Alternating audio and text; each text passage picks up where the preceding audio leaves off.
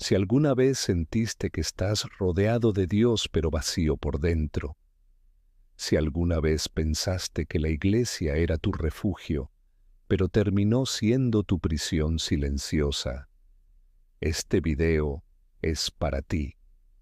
Suscríbete ahora, porque aquí hablamos sin máscaras. Aquí contamos lo que muchos viven, pero pocos se atreven a confesar.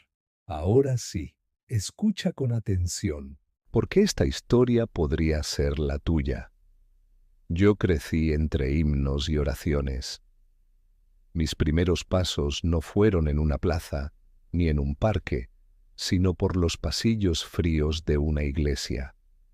Mi madre cantaba en el coro. Mi padre abría la Biblia con autoridad. Cada domingo, yo era el niño de Dios, el futuro pastor, el que sabía de memoria salmos enteros antes de cumplir 10 años. Pero algo dentro de mí no encajaba. Desde pequeño sentía que todo era demasiado perfecto, demasiado coreografiado. Sabía en qué momento levantar las manos, cuándo decir amén con fuerza. Sabía cómo llorar frente al altar, sin sentir absolutamente nada, y nadie lo notaba. Al contrario, me aplaudían. Me llamaban ejemplo de fe, pero por dentro yo era un cementerio emocional, vacío, silencioso. En guerra constante, a los 15 empecé a dar clases en la escuela dominical. A los 17 predicaba en los cultos de jóvenes. A los 20 ya todos decían que Dios tenía grandes planes para mí. Pero había un problema. Yo no conocía a Dios. Conocía la liturgia. Conocía los versículos. Conocía el discurso. Pero no conocía la presencia real que supuestamente tanto celebrábamos. Era como un actor que lleva años interpretando el mismo papel. Sabía cada línea, cada gesto, pero no creía ni una sola palabra del guión. Y cuanto más alto me ponían, más lejos me sentía del cielo. Todo cambió una tarde común, de esas en que el templo estaba vacío y solo se oía el eco de mis pasos. Había ido a dejar unas Biblias en el altar, pero cuando pasé cerca del confesionario antiguo, vi algo que no debería estar ahí. Era un sobre, mal escondido entre los cojines. La curiosidad fue más fuerte que mi temor. Lo abrí. Adentro había fotos turbias, de alguien de la iglesia, alguien importante, y una carta, escrita a mano, llorada, rota. Decía, si alguien encuentra esto, por favor, que no se calle. Él me destruyó. Me hizo sentir culpable por algo que él provocó.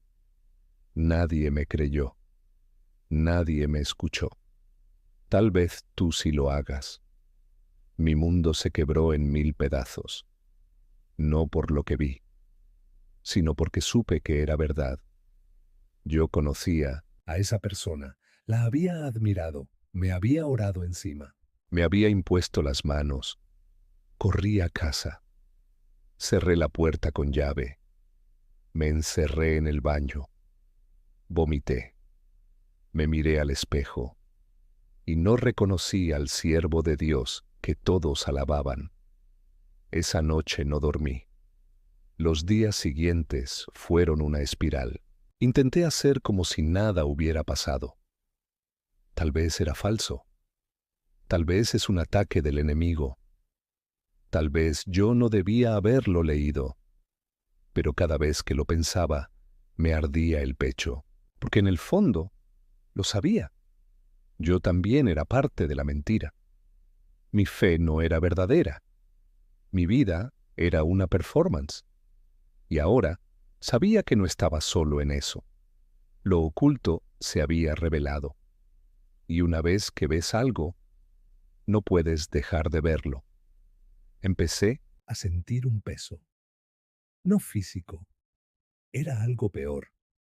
Era como si mi alma supiera que ya no podía seguir actuando. Mis oraciones eran vacías, mis predicaciones un eco hueco, y cada vez que subía al altar, me temblaban las manos una noche mientras limpiaba el templo, me quedé solo. Las luces estaban apagadas, salvo una pequeña lámpara cerca del púlpito. Y entonces lo oí, un susurro, como una respiración detrás de mí. Me giré de golpe. No había nadie, pero el ambiente se volvió pesado, irrespirable. Empecé a sudar frío. Mi corazón se aceleró. Y por primera vez en mi vida tuve miedo de estar en la casa de Dios. No sabía si era una presencia espiritual o mi conciencia gritándome. Pero lo que sí sabía es que ya no podía seguir así. Al día siguiente, fui a hablar con uno de los pastores más antiguos. Pensé que él me entendería, que al menos me escucharía. Le conté que me sentía desconectado, que ya no creía como antes, que algo dentro de mí estaba roto. Su respuesta: tienes que orar más. Estás dejando que el enemigo entre en tu mente. Recuerda, los siervos no se guían por emociones, sino por obediencia. Obediencia, otra vez esa palabra. Siempre obediencia. Nunca verdad. Nunca autenticidad. Solo obediencia ciega. Salí de esa oficina con un nudo en la garganta y con una certeza: estaba solo. Esa noche fui al templo otra vez, no para limpiar, no para predicar. Fui solo, en silencio. Me senté en la última fila, en la oscuridad, y por primera vez en años no dije ni una palabra. Solo cerré los ojos y esperé. Pasaron minutos, tal vez horas, y entonces algo me quebró por dentro, un llanto. No sé de dónde salió. No fue emocional, fue existencial. Grité, con todo lo que tenía: Dios, si existes, manifiéstate, haz algo, muéstrame que esto no es solo teatro. Y lo que sentí no fue consuelo, fue confrontación. Sentí como si una voz, sin palabras, me dijera: no puedes seguir viviendo en mi nombre mientras me niegas con tus actos. Esa noche cambió todo. No porque vi ángeles, no porque escuché trompetas, sino porque dejé de mentirme. Me vi por dentro y estaba podrido. Mi vida religiosa no era más que una máscara. Mi fe era un disfraz que usaba para no enfrentar mi vacío, y supe que no podía seguir así. Esa misma semana volví a ese confesionario. Dejé el sobre donde lo había encontrado, pero agregué una nota mía: no estás sola, yo también estoy despertando. Y eso fue solo el comienzo. Una grieta en el muro, la primera piedra cayendo del altar de mentira en el que me arrodillaba cada domingo. Transición para o capítulo 2. Pero cuando crees que todo ya se quebró, aún falta lo peor. Lo que descubrí después fue mucho más oscuro. No solo yo vivía una mentira, la iglesia entera tenía cicatrices que nadie quería ver, y el silencio se volvió insoportable. Después de esa noche, algo dentro de mí se rompió, y no era fe. Era la ilusión de que la fe me sostenía. Yo había vivido toda mi vida creyendo que si me portaba bien, si seguía las reglas, si decía «Dios te bendiga» con suficiente convicción, entonces Dios me aceptaría. Pero ahora todo eso me sonaba a basura. Ya no podía seguir actuando.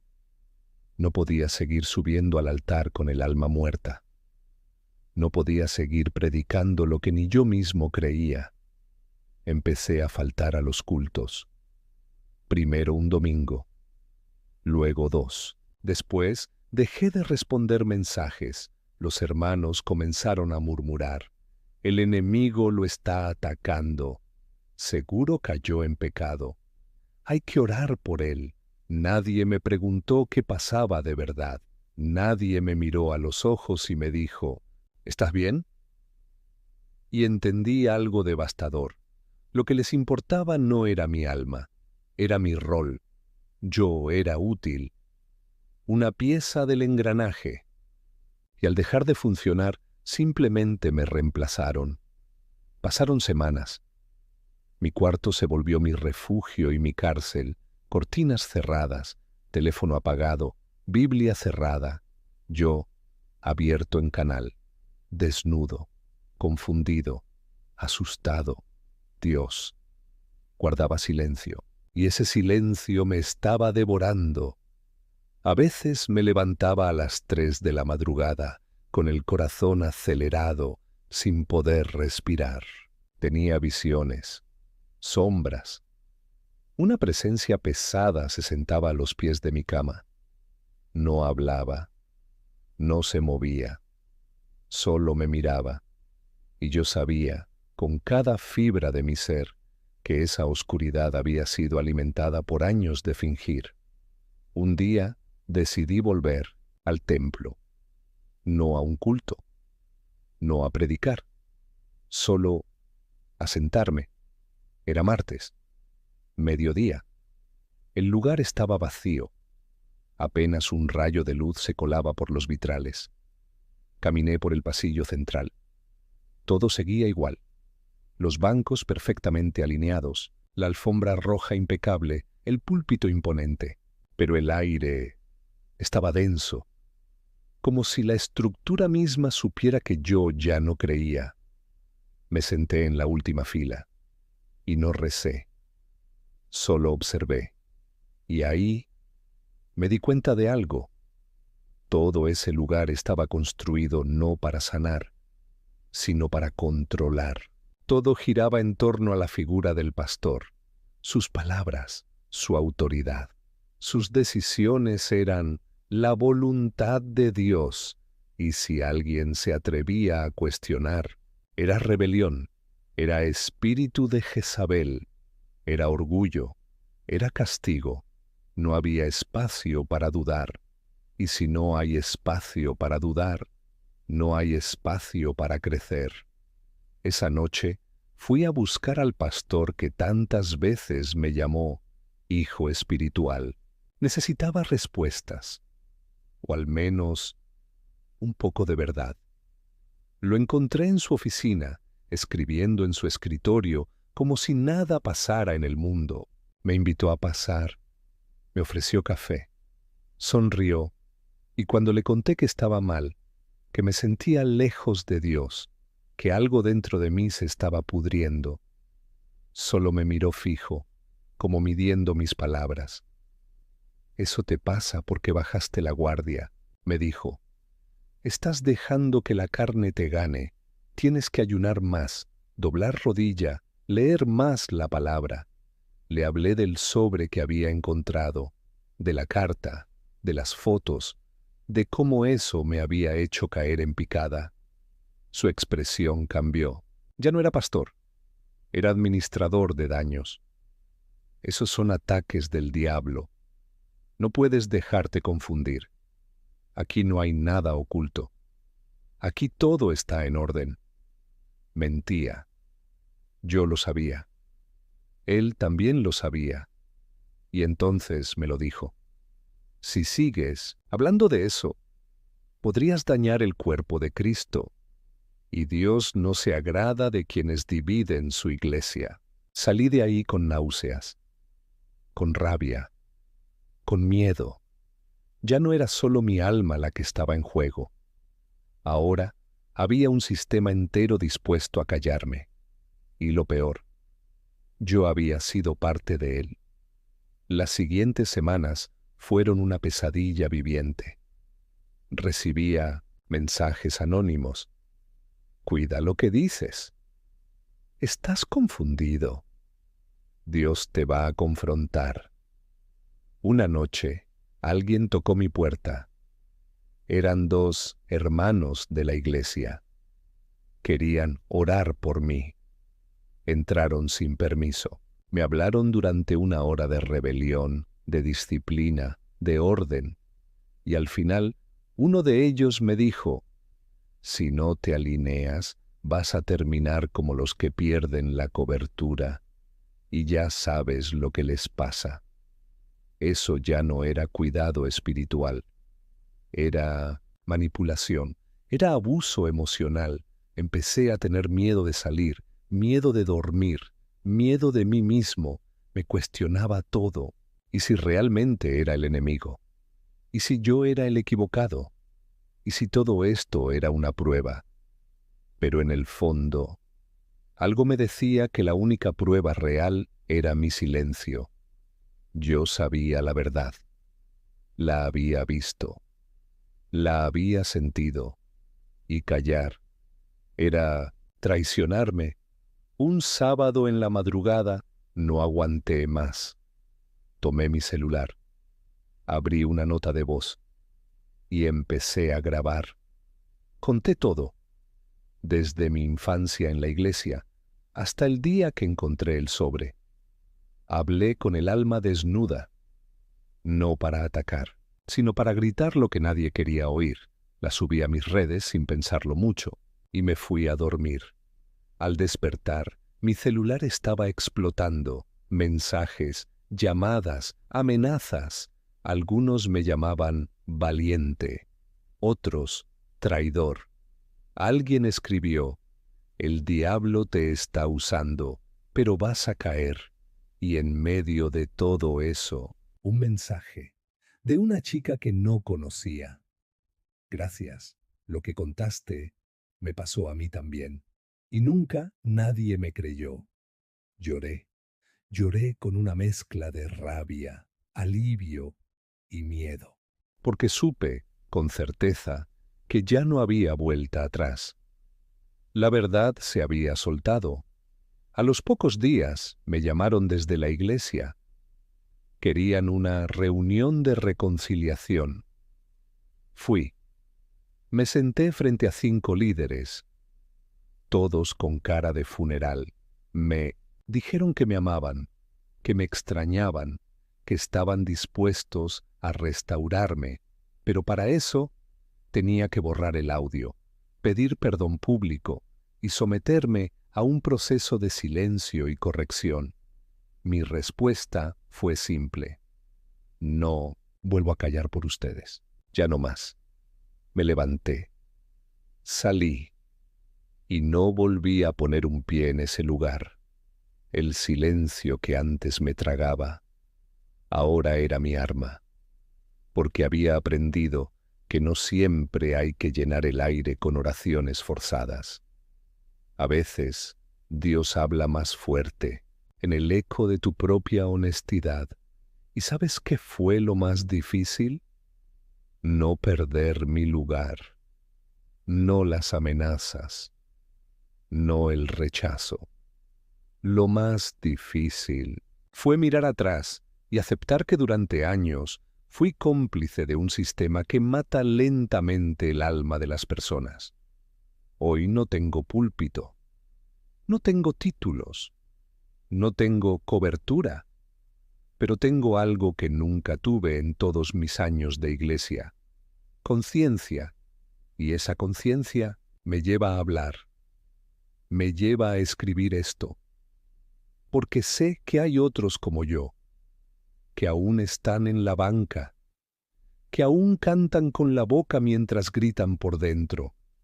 A ti, que sientes que estás ahogándote en el lugar que se supone debía salvarte. Te digo esto, no estás loco, no estás solo, y no es Dios quien te ignora.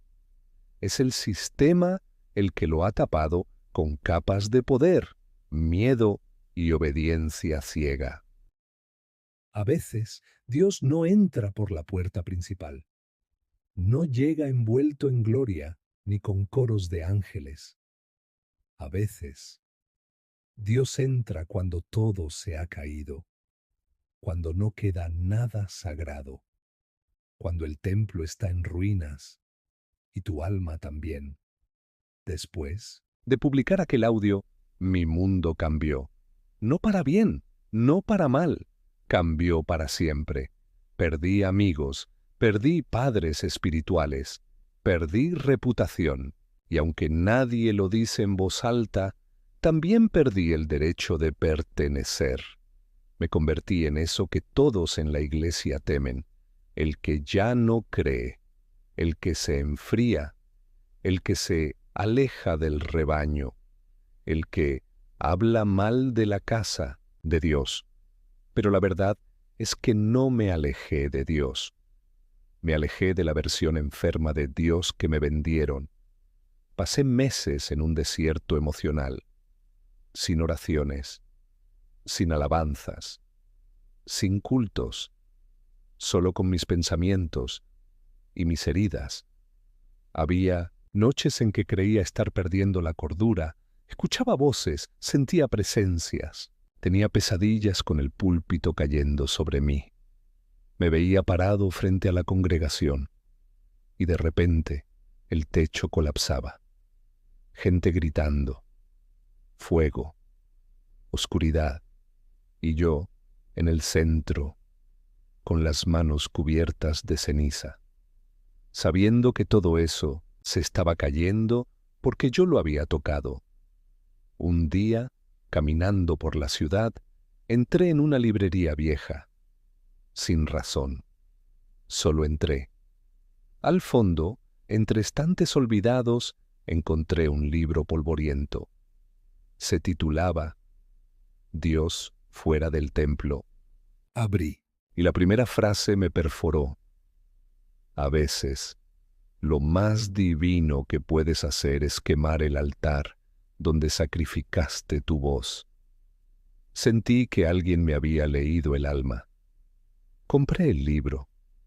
Lo leí esa misma noche, de una sentada. Y cada página era un espejo, un puñal, una verdad brutal. Ahí entendí algo que nadie me había enseñado en todos mis años de iglesia. Dios no habita en estructuras, sino en los que se atreven a romperlas. Pasaron semanas, y un día cualquiera, sin planearlo, me detuve frente a un edificio abandonado. Era una iglesia vieja, rota, llena de grafitis, pero supe que tenía que entrar. Empujé la puerta oxidada. Los vitrales estaban rotos, el altar cubierto de polvo, las bancas destrozadas. Caminé hasta el centro, me arrodillé y lloré. Pero esta vez no fue llanto de rabia, ni de miedo, ni de confusión. Fue un llanto limpio, como si por fin me estuviera vaciando de todo lo que no era mío, de todo lo que me impusieron, de todo lo que me infectó. Y ahí, en ese lugar muerto, sentí vida, por primera vez en mucho tiempo. No una presencia teatral, no una emoción fabricada, no un fuego del espíritu como en los cultos. Era algo más profundo, más real, más silencioso. Era como si Dios mismo se hubiera sentado a mi lado y me susurrara: gracias por dejar de mentir. Ahora sí, podemos empezar de verdad. Esa noche no recé, no prediqué, no hice promesas, solo me quedé ahí, respirando, existiendo, siendo, y entendí que eso ya era suficiente. Después de eso no volví a ninguna iglesia, y no porque odie la iglesia, sino porque por primera vez descubrí que Dios no vive allí. Él no cabe en esas paredes, ni en programas, ni en cargos, Ni en jerarquías Dios se esconde. En el llanto del que ya no puede fingir, en el suspiro de quien está al borde, en la confesión del que dice, no sé si creo, pero quiero. Una vez soñé con un altar en llamas. Yo lo observaba desde lejos, y alguien detrás de mí decía, no llores por lo que se quema, agradece que por fin se está limpiando. Después de meses en silencio, volví a escribir, volví a grabar, no para predicar, no para enseñar, sino para contar, para dejar que otros supieran que se puede salir, que hay fe más allá del miedo, que Dios no necesita intermediarios, y los mensajes comenzaron a llegar. Yo también crecí entre mentiras. Gracias por decir lo que yo no me atrevo. Creí que estaba sola, pero ahora sé que hay más como yo. Y por primera vez entendí que el cuerpo de Cristo no es un templo lleno de bancas, sino una red de almas rotas que se atreven a sanar. Una tarde, alguien me preguntó, entonces, ¿ya no crees en Dios? Me quedé en silencio. Sonreí y respondí, no en el Dios que me enseñaron, pero sí en uno que encontré entre las ruinas, uno que no me pidió perfección, solo verdad. Hoy no tengo todas las respuestas, y no, las quiero porque aprendí que la fe no es saberlo todo, es seguir caminando, aún con las manos temblando. Sigo creyendo, pero no como antes. Ahora creo sin culpa, creo sin tener que fingir, creo sin tener que complacer a nadie. Si tú estás escuchando esto y te sientes lejos de Dios, si crees que tu fe está rota, si todo lo que viviste en la iglesia te dejó más vacío que lleno, déjame decirte algo que a mí nunca me dijeron. Dios no está en el lugar donde fuiste herido. Dios está en el proceso de sanar eso. Y si eso implica alejarte, romper, quemar, reconstruir, entonces hazlo, no por rebeldía, sino por verdad. Yo viví en la iglesia, pero lejos de Dios. Y fue solo cuando todo se derrumbó, cuando quedé solo, perdido, expulsado, que por fin lo conocí. No en el altar, no en el aceite, no en el grito. Lo conocí en el silencio, en las cenizas, en lo que quedó cuando el show terminó. Si llegaste hasta aquí, es porque algo dentro de ti también está gritando. Tal vez tú también estás viviendo entre las ruinas de una fe que no era tuya. Tal vez estás cansado de fingir, de obedecer, de callar.